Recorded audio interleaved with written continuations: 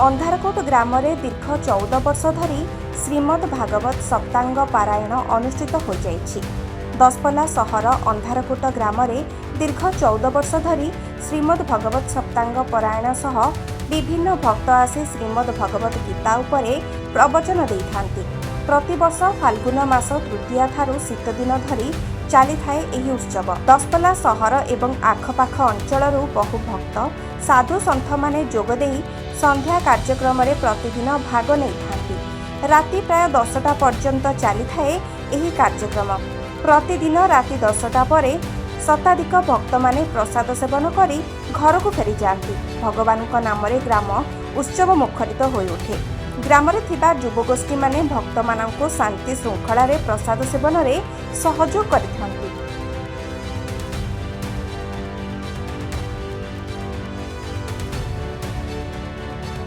आमर ये अंधारकोट ग्राम दीर्घ 14 वर्ष है श्रीमद् भागवत सप्तांग पालन कर सप्तांग सहित आम प्रवचन कार्यक्रम रखीचु आउ साधु सन्त सेवा किसी रखीचु। पाख आखर समस्त भक्त माने आमर प्रवचन कार्यक्रम शुणी आसती। पारायण हुए व्यास आसती आठारे पूज्य पूजार योग्य विवेचित होता। केतक भद्र व्यक्ति जो मान की भक्त शताधिक भक्त एठारे प्रसाद सेवन कर राति 10टा पर जाती। अनेक आड़ू अनेक आमको सहयोग हाथ लंबे धन जन कार्पण्य समस्त आम पाइचु। आम ग्रामर युवक गोष्ठी अत्यंत चंचल एवं कर्मठ।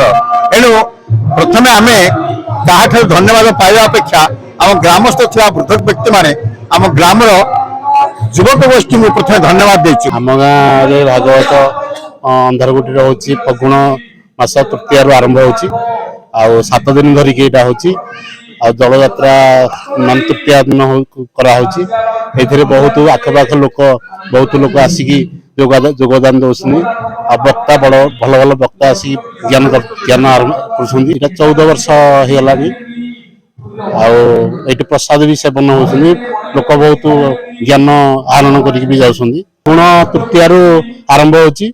7 दिन धरिकी प्रवचन होची। प्रसाद माने अन्नयज्ञ प्रसाद सेवन होची। चली प्रभु ये वर्ष चलिया था चलती।